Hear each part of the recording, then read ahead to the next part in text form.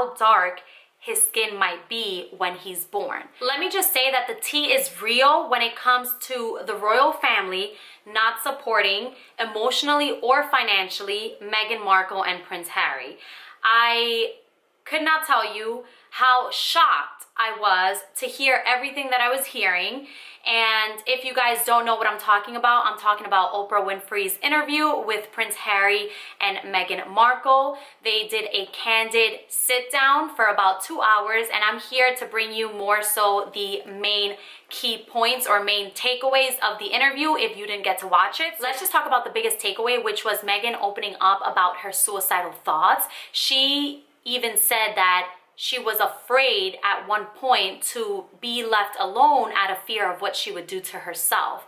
And she was even ashamed to bring it up to her husband, Harry, because he already had so much responsibility on his plate that she didn't want to emotionally drain him with what she was experiencing and what she was going through mentally and emotionally. Meghan said that she even went to the extent of asking a senior royal about inpatient care. So she acknowledged that she was having a problem, that she was experiencing this mental breakdown, and that she needed to seek help, professional help.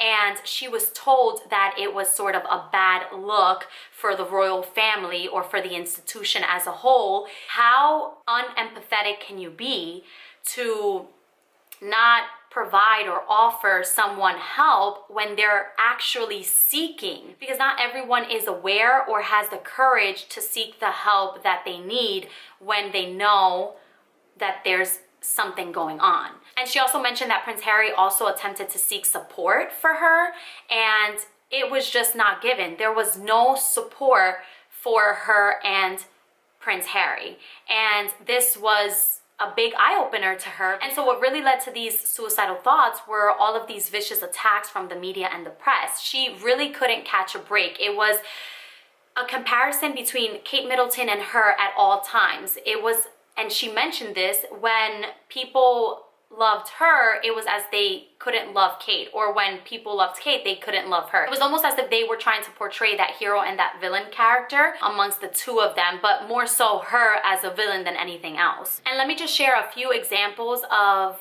the way the press favored Kate Middleton and really was opposed to Meghan Markle.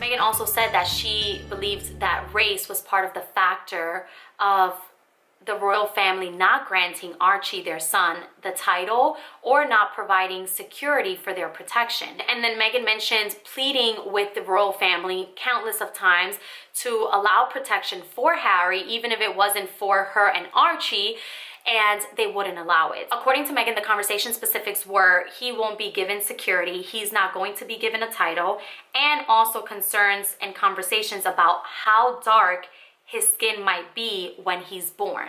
I mean, could you imagine being pregnant and being asked by a family member, what do you think your baby's skin color is gonna be? I mean, does it matter? Like, how inconsiderate, how belittling is a question like that, especially with a pregnant woman whose hormones is already out the window. I mean, that just really is driving someone to madness.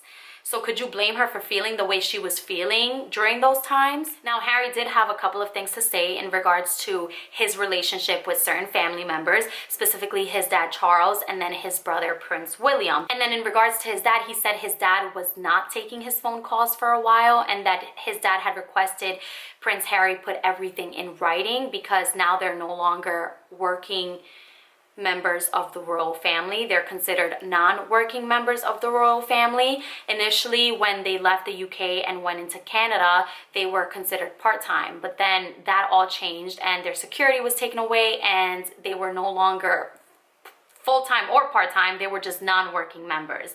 And so for his dad to switch up on him like that was really a shocker to him, because he said that after his dad had experienced everything he did with his mom, who was Princess Diana, he thought he would be a little more empathetic towards their situation that they're currently dealing with, and he wasn't. And it's odd that Prince Charles would act in this way, because if you guys remember, Meghan Markle's dad got sick. I think he had a heart attack, and he could not walk Meghan down the aisle on her wedding day. And Prince Charles actually stepped in and walked Meghan down the aisle. And you could see Prince Harry being super appreciative of this moment and really thanking his dad for what he had done. And for the fact that now Prince Charles is acting different, it's just, whoa. I mean, now you're definitely brainwashed into thinking like everybody else does in the royal families. And currently his dad is taking some of his phone calls, but there's a lot of work to be done there, and that's in the words of Prince Harry. And then when it comes to his relationship with his brother, Prince William, he just said that they're taking space right now, and that he hopes in the near future things can be different, but for right now, that's what they need. He still remains relatively close to his grandmother. He says he has the utmost respect for her, and he does talk to her very often, which is nice. So not only were they no longer being protected by their security, but they were no longer financially supported. So Prince Harry was officially cut off. And if it wasn't for the money that his mother, Princess Diana, had left him, he said he wouldn't have known what he would have done, how he would have supported himself and his family. If you guys didn't know, most members of the royal family receive money each year from family coffers in exchange for carrying out official responsibilities. And so from the very beginning, when he had brought Meghan into the family, there appeared to be some sort of issues with providing her that same arrangement, because they had suggested that she continue out her acting career because there was not enough money to pay her as well. And so this was one of the examples of them treating her differently when it came to compensating her. And so this was one of the very obvious signs that it was going to be really hard for Meghan and just for them both once they got married. To me, that's just really sad, because he was in this bubble growing up his entire life, and he even says it himself, he was trapped. Come in Meghan, changing his life, right? He's able to take that bandage off and really see what it is like on the other side. He was never exposed to all of these unconscious bias, but now that he's experienced all of this, he's no longer tied to the royal title, and he's giving up his honorary military titles.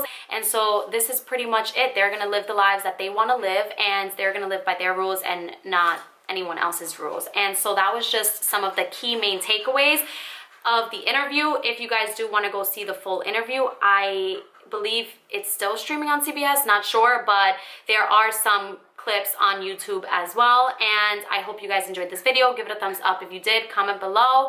Let me know any of your thoughts. Don't forget to turn on your bell notifications, subscribe to my channel, and I will see you guys in the next video. Mwah.